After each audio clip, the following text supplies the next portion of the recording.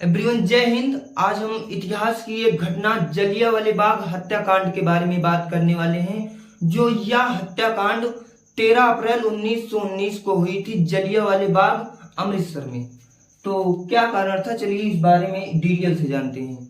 देखिए, 19 मार्च 1919 को Sydney roulette ने रोलेट एक्ट लाया। सिडनी रोलेट ने रोलेट एक्ट लाया। ये रोलेट एक्ट क्या है उसके बारे में बात कर लेते हैं। रोलेट एक्ट के तहत किसी को भी शक के आधार पर गिरफ्तार कर लिया जाता था। देखिए, इसमें बिना दलील, बिना अपील का कानून इसे कहा गया। मतलब कि इसमें आपकी कोई सुनवाई नहीं की जाएगी। आप जैसे बिना अपील, मतलब कि आप डिस्ट्रिक्ट कोर्ट से हाई कोर्ट से सुप्रीम कोर्ट में कोई अपील नहीं कर सकते।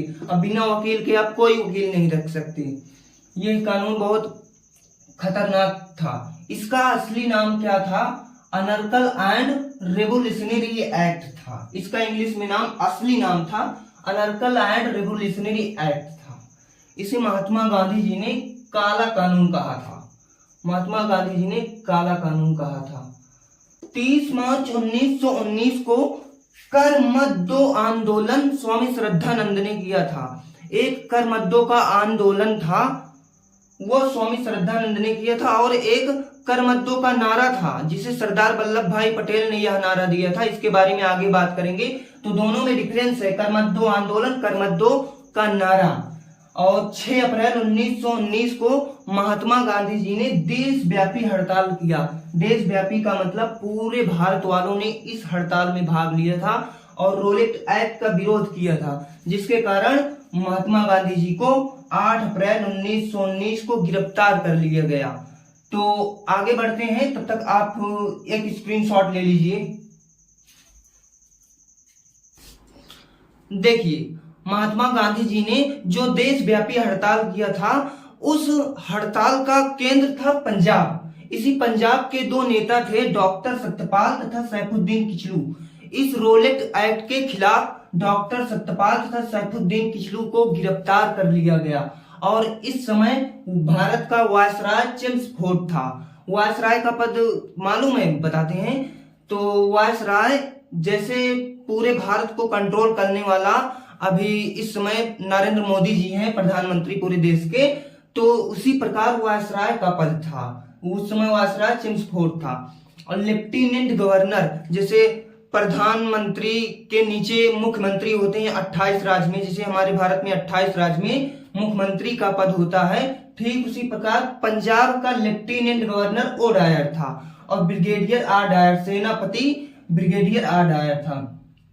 और जलियांवाला बाग एक जगह है पंजाब में जलियांवाला बाग है। उस जलियांवाले बाग में जनता का शांतिपूर्ण संचालन चल रहा था, मतलब जनसभा का शांतिपूर्ण संचालन चल रहा था रोलेट एक्ट के विरोध में, तथा डॉक्टर सत्यपाल तथा सैफुद्दीन किचलू के गिरफ्तारी के विरोध में जनता का शांतिपूर्ण संचालन चल रहा था। तभी ब्रिगेडियर आर डायर को लेफ्टिनेंट गवर्नर ओ डायर ने जलियांवाला बाग 13 अप्रैल 1919 को भेजा।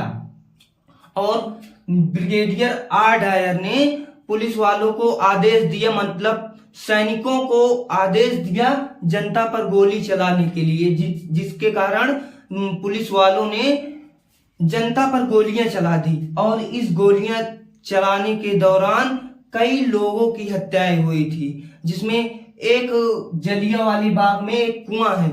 लोग अपनी जान बचाने के लिए बेचारे उस कुएं में कूद जाते थे।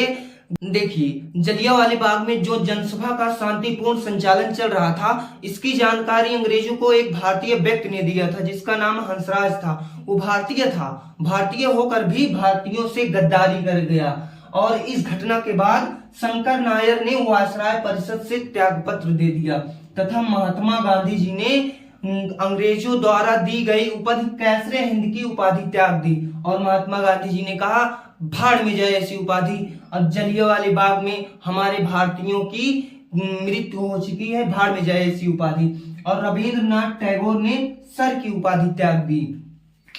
इस घटना के बाद पूरे भारत में काफी तेजी से विद्रोह होने लगा, जिसके कारण इस घटना की जांच करने के लिए कांग्रेस ने मदन मोहन मालवीय के नेतृत्व में एक समिति बनाई।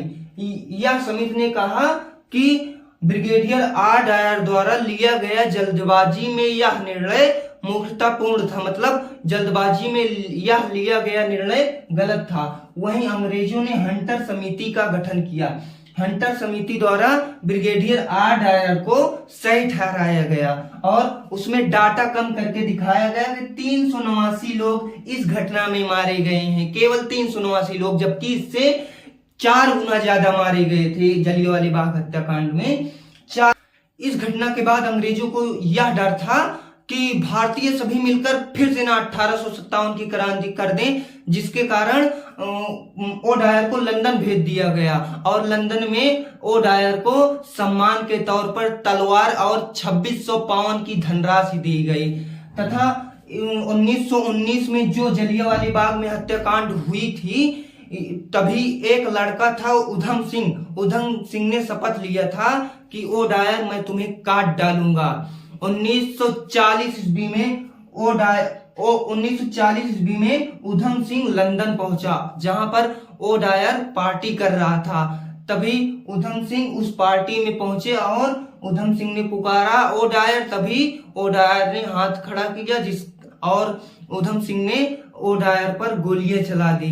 जब उधम सिंह से पूछा गया कि कौन हूं आप, क्यों मारा ओडायर को, तो उधम सिंह ने जवाब दिया 21 साल पहले जब भारतीयों पर ओडायर ने गोलियां चलाई थी और यहाँ पर सम्मान के तौर पर 2600 पाउंड की धनराशि दी गई, मैं वही भारतीय हूँ। आज हमारा टारगेट कंप्लीट होता है, आप जो सजा दे सकते हैं वह सजा दीजिए। तो ऐसे भारतीय लोगों को लिए सलाम। तो यह रही 13 अप्रैल 1919 की जलियांवाला बाग हत्याकांड के बारे में जानकारी। तो मिलते हैं अगली वीडियो में, तब तक के लिए जय हिंद।